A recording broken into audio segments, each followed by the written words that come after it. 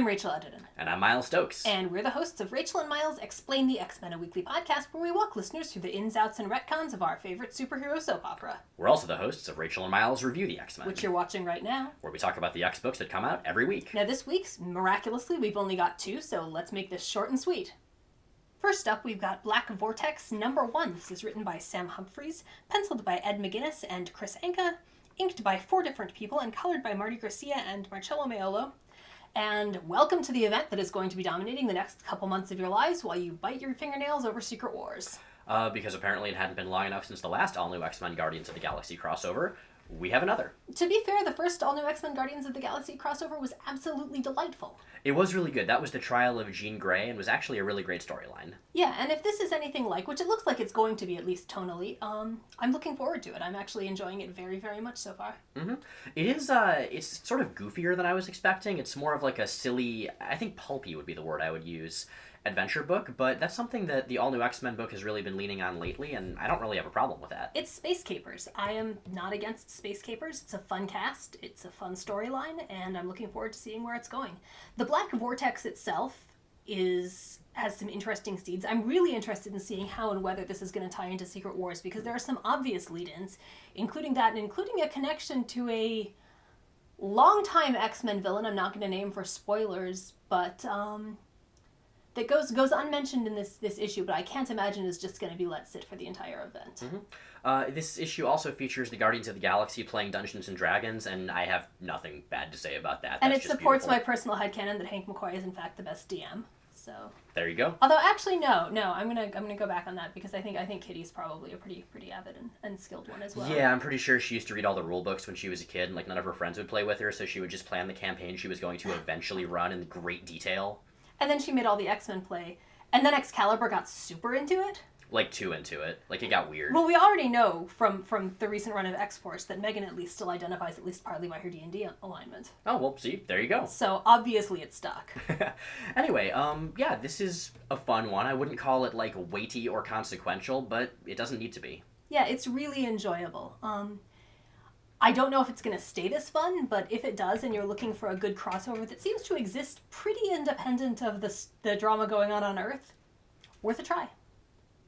Speaking of things that are happening every week, we have Wolverines #5. This one's written by Charles Soule, with art by Jonathan Marks and colors by Lee Luffridge. Oh man, the art in this is so pretty. I really dig it. Yeah, I mean, this book has been switching artists left and right, but this one's a good choice for it. Yeah, this is my favorite team so far. Mm-hmm. And this is actually, I think, my favorite issue so far. The book has radically tonally shifted every month so far. I mean, I guess the first couple issues were...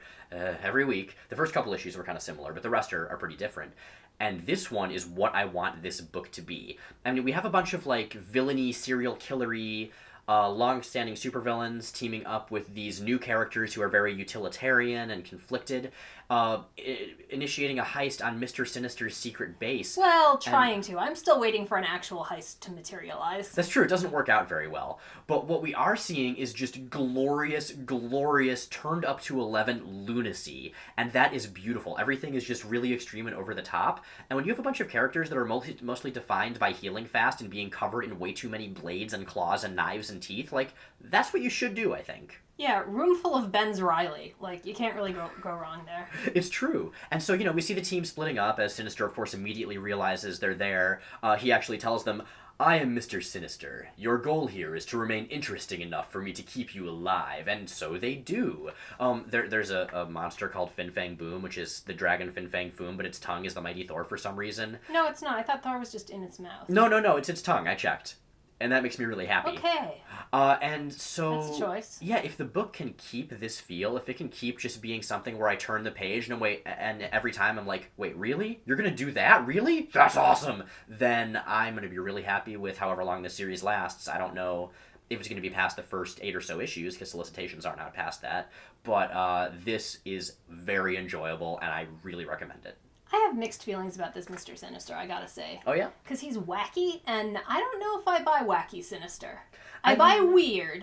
I buy aggressively eccentric. Like, Gillen's Sinister. Sinister's a system with his millions of Madelines. Like, dug that. This Sinister is a little too silly.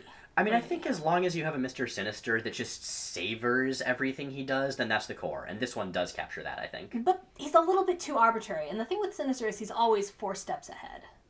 Well, you know, and this one is just, he's silly.